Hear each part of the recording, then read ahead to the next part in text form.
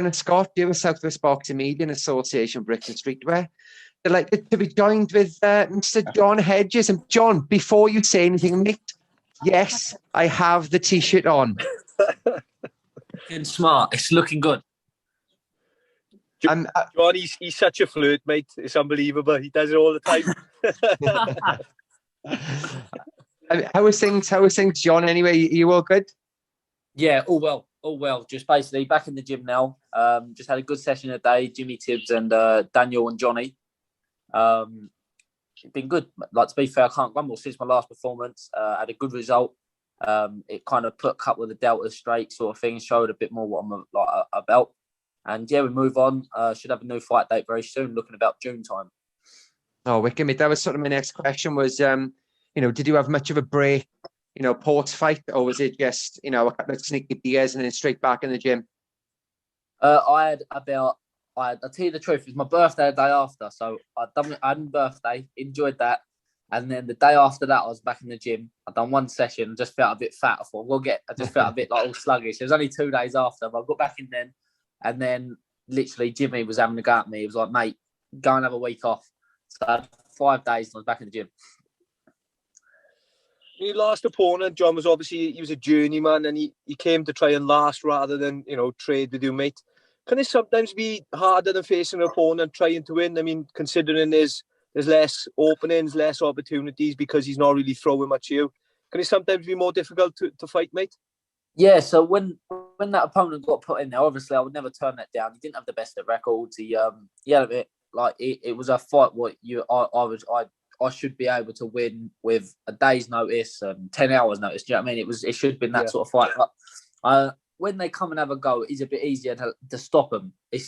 When they're a negative fighter, it's no doubt you're going to win. It's just, it can sometimes make you not look as good. But to be fair, he did come forward. He threw a few shots. He still walked onto a few. And he was well marked up and things like that. But he could just take a shot. He had a decent chin, so...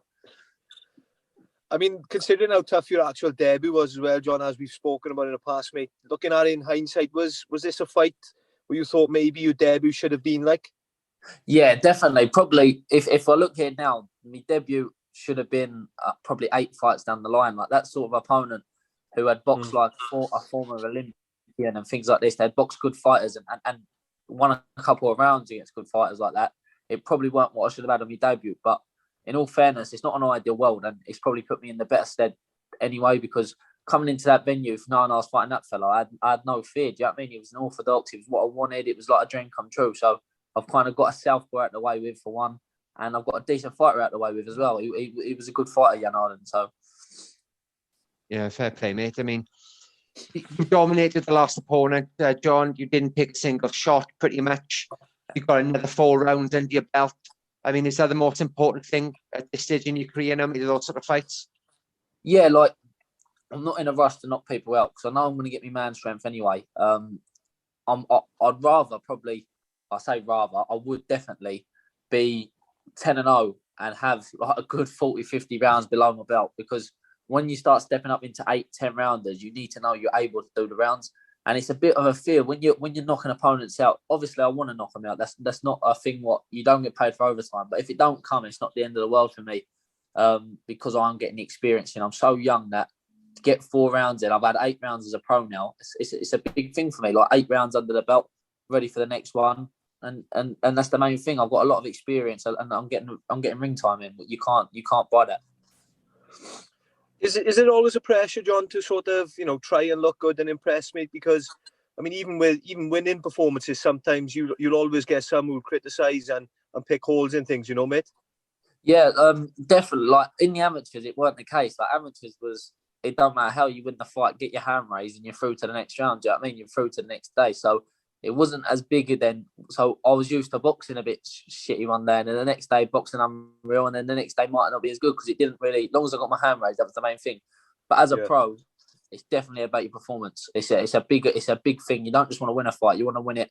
You want to win it looking good. You want to send a message out to the rest of the division. You want to prove to fans and critics what you're all about. And the main thing was with my second fight was that I wanted, when I had all the stick and I took a lot of abuse, obviously, for having a close fight on my debut, I needed a fight what I could come back into and show my class. But the first opponent I picked was also the same record as Jan Arden. He had 2 wins, 4 losses. That was the one I picked because then it's not a proper journeyman. He's near enough a 50-50 boy.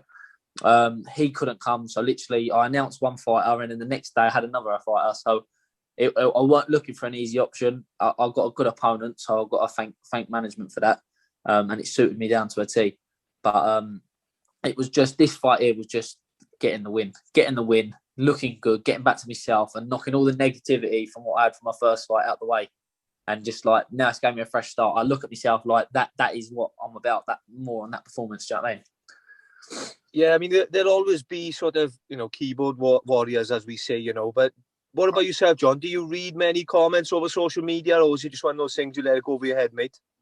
You know what? I swear, in the amateurs, I didn't care. Like, whatever someone put, I'd probably be a bit saucy and answering back. But after my first fight as a pro, it was like to the extreme. I took a lot of stick, to be fair, and it don't bother me because I'm around good people, but still it does a little bit. Do you know what I mean? It's still in the back of your head that like you're trying to do the best thing for yourself, and you post a picture on your Instagram of you and your family, which I did, and then I was getting negative comments on that. There was like, oh, forget about your family, you should have lost, and all things like this. And I was thinking, away from the boxing, that's my family. Do you know what I mean? Away from all the boxing, exactly, mate. That's your personal life. So it got a bit deep, but at the end of the day, it's what I signed up for. I put myself on a big stage, big platform, and I couldn't ask for it to be no better now, because as soon as I got that win, everyone, I mean, ex-professionals, big names, Carl Frotches, the big names out there was putting things out there, like saying like Dominic Ingalls and even people like that, oh, that's how you answer your critics, that's how you answer haters. So it done me a real big favour, and I feel unbelievably like my confidence has grown just from beating that fighter and ready for the next one. Oh, wicked, mate. The fight was a light heavy. Is that the way you'd be fighting it now, John, or are you looking to go back down to super mid? Yeah, so I'm boxing at light heavy. I'm boxing only above it, so like I think I boxed 80.3 kg, so it's only a kilo above championship weight. The main thing with that was I don't want to stunt my growth. I'm still growing. I've got a good few years left of me till I finish growing, so I don't want to start starving myself now and paying for it coming in the middle of my career, because my body's in pieces, because I'm not letting it develop in time, and I'm picking up injuries where I shouldn't. Because to make super middle again, I'd have to really skin down, and I don't need to do that. I don't need to lose my power, because at the end of the day, it's about the long run. I could probably box a super middle, be this massive fighter for another year, maybe 2 years, and people will be like, "Oh my God, he's so big." But then I've got to move up anyways, because it's natural. So I think after I've had Jimmy Tibbs tell me and Mark tell me, they've had enough experience in boxing to know they know what's best. So I've just got to listen to them. I'm always sparring light heavies anyway, because if I spar a super middle, there's too much in it. I'm normally either too strong, too tall, and they don't want to know anyway. So I have to spar light heavy. So it's just I might as well box it. Obviously, you fought just over 2 weeks ago, John, but is there any sort of fight news or, dates that you're planning on being out next now, mate? Yeah, so I've spoke to Eddie. I'll be back out in June. The exact date, I don't know. But I'm looking for a summer card, and straight back out, really. I can't really have no time off, because obviously June soon comes. So, but that's what I want. I want to be as busy as possible. I love boxing. So, yeah, get me back in the ring. I mean, you've been in two bubbles now, mate. Can you say you've enjoyed the experience? The no fans, the testing, the being in and around your opponent, stuck in a hotel room. Has there been any elements of it that you've actually enjoyed? You know what, Scott? I said this to everyone. I think the coronavirus and everything that's gone on, it's made me as like a fighter. I've had opportunities what people my age would never even be able to dream of getting. I've been in the same hotel room as like in world champions, British champions, Commonwealth champions. When you're on a card normally, you don't even get to see them boxers. They're doing their own thing. They turn up on the night and they box and they go home. I'm getting to mingle with top trainers. And it's getting me so much further advanced what I'm going to need, like I believe in my later career, because I'm going to know these people, and it's nice now to turn up to a show, people you've never even met, and now after a bubble they're like, "Oh, what's happening, John? What's happening?" Like, you've made friends there. So yeah, it's been a load of positives I've took from it. I mean, I can't wait sort of fans to come back, because I did promise, I think, when was it? When the first speak, it was got to be over a year ago, and I did say it was coming to the debut, but Yeah, I remember when we was talking about it. It seemed a bit more better then, didn't it? It was not coronavirus weren't really a thing when we first started speaking. It was just like a flu, what we thought was going to fly over. But a year and a half on, and we're still here, aren't we? There you are, mate. Fighting 4 or 5, I'll be there. That'll be the first one, maybe. That'll do. I'll take you on that. I mean, 2 fights in now as a pro, John, as we touched upon and spoken about, mate. And global pandemic aside, has it been what you've expected, beforehand when you were in the amateurs? Is it been what you expected to be when you turned pro? Do you know what? It's probably exceeded me expectations in the fact that, like, when I first was looking at turning pro, I had deals offered to me. I was very grateful and very lucky, but the deal I always wanted was the Eddie Hearn deal, and it was the only deal which I wasn't sure I was going to be able to get. Eddie likes a fellow with like a lot of senior experience, and to be fair, I can see where he's coming from. And usually, you have to be either an exceptional talent or a face already. Do you know what I mean? To get in there, and I managed to win the youth ABAs in the juniors, and it all kind of worked in. And I've got with Sam, it all kind of carried off where we didn't even think it was going to go. So yeah, it's exceeded my expectations in the fact that I've had my debut on Sky Sports, and that was one of my dreams to have as a professional. So I achieved my dream in my first fight. Is there any sides of it that you done like, so maybe, I don't know, the press conferences or 2 Welsh fellas like us asking you for interview, something like that, mate? No, do you know what? I love it all, to be fair. It's all good for, like, I'm a decent talker. I don't mind being in front of the camera, and for someone my age, it's just unbelievable. I'm just enjoying every minute of it. Oh, wicked, mate. Camp itself seems to be buzzing, John. Obviously with big Johnny Fisher. Obviously Billy Joe was there. Daniel has joined the team. Louis Edmondson. Is there one up to the many that loves the banter the most, Mrs.? Is there one person that winds you up the most? Would you say? You know what? In our stable, it's at the minute it's proper close because it's mainly like me, Johnny Fisher, and Daniel Dubois at the minute, all training together because we're all kind of fight dates near the same time. But then when we're back in our own gym, we've got Charlie Duffield mixes in with us, which he's a legend of a man. And there's just good fighters. Like, we're all around each other. We're like a little family down there. But I suppose I think I'm the one who gets Daniel talking the most. I think I'm the one who can get the most laughs out of Daniel because Johnny Fisher, if he winds him up, he knows he's got to spar him afterwards. It's a bit different. But with me, I can say what I like and do a runner, so it's all good. I can give him a bit of stick. But no, it's good down there. It's a proper little family. How was Daniel settled in as well in the gym, by the way, John? Yeah, he's settling well. To be fair, Daniel, he's a character. People don't really get to see it when he's on like the camera and the telly. People think he's like quite quiet and don't do a lot. But see, when he comes out of himself, he's as sound as they come. And I used to train with him a little bit when I was sparring down Peacock and things like that, but I never actually trained with him enough to get to know him. So now he's down there. With us, it's brilliant. Like today, we worked side by side, and I'm the same height as these boys, so I can still get the same work in with them. I'm the same kind of build. I know they're a lot heavier, but I've got that same frame, so I'm doing everything they're doing, which is only bringing me on. Yeah, I want to speak to you as well about, obviously, we're talking about your stablemates, Billy Joe Saunders. As we know, next weekend, he's got a mammoth task on his hands against Canelo Alvarez. Now, we know he has the tools to do it, but, I mean, even if he does, John, like fans, are you a little bit worried that even if his performance merits it on the night, he may not get a decision on the scorecards? It's a big ask. It's a big ask, isn't it? Because it sounds like there's more and more going against him, to be fair. And I do feel bad for him in that sense. But listen, at the end of the day, like Tyson Fury did, you win that fight clear enough. If they don't put your hands up, the crowd knows, that every fan knows.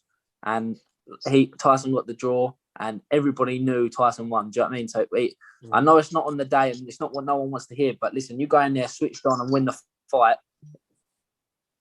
Oh, sorry, cut out there. If you go in there, switched on, and win that fight, people know. People know the truth. So he knows what he's doing. He knows he's ready for it. He's just got to go in there and get it done. Definitely, mate. Is looking at Billy obviously fighting in a stadium in America. Is that the dream for you, John? Do you look down and think, oh, one day, that is why I want my goal to be fighting maybe in like a Las Vegas or in the Miami Dolphin Stadium out in LA, or more Wembley, UK? Do you know what? I'd love to get out to America. It's like I seem to got a good following from there somehow. I don't know how. Obviously through Matchroom and that, there's a lot of American kind of fans and a following I've got over there, and I'd love just to get out there. It's a place where you can make dreams reality 10 times more, I believe, than the UK, because there's just so many more people, so much more opportunity. So I think when you start hitting it to the States and do things like that, you can really start making your career. And it's something what we all talk about in the stable. It's nice to be the number one in England and to be the face in England. But when you start making it globally and internationally, it's another level. So yeah, it's definitely a dream to get over to America. And my actual dream would be Madison Square Garden. I wouldn't need to headline it, just to get on that show would do me. Special, mate. And we know obviously Billy Joe and Mark have gone over to the States preparing for the fight there. Was there ever an opportunity for you to go over at all, mate? You know, even just to be out in and around the atmosphere and be around spit Billy Joe bucket. and Mark for the fight? Carry the spit bucket, John. Anything like that, mate? I'd be his personal fan. I'd walk around fanning him all day just to get out there. But no, I did pester, and I tried creating a fuss and getting over there. But do you know what? If it was normal times, I honestly believe the whole stable would have been out there, because Bill is like that with us all. He would have got us out there. But because it's not normal times, it's so hard for things to work. We was talking about in Future Ventura when he was doing his camp over there. It was just before my fight. Well, not just before, but it was for my training camp. So my training camp, I could have really done it in Future Ventura, Mark. But when it come down to it, it took me 3 days to get a flight to go there. So I'd have to fly to Iceland and then get a boat from Iceland to here. And there was no guarantee when I could get back. If that's 3 days traveling, that's 3 days I miss of training. And I know I've only got a 4-rounder, but you can't be missing days of that. It would probably that can't happen, mate, can it? It can't happen. So it was hard just to get the Future Ventura. So I think that's what kind of stopped everything with America. But hopefully Bill gets the job done and he gets another massive fight after. Looking at the rest of the year, John, I mean, it's been a mad year. We've got 8 months left of 2021. Seems surreal to think. Is it a specific aim in mind, or is it just now, as you mentioned earlier, to be as active as we possibly can, mate? Yeah, being as active as I possibly can. I'd like to, by the end of this year, spar a couple of massive names. I've got to spar Craig Richards just before my last fight.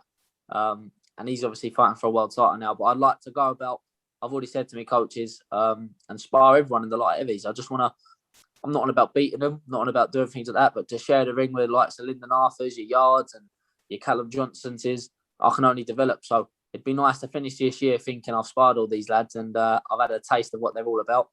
And yeah, do you know what I mean? That's what it's all about, mixing it with the best and only learning off them.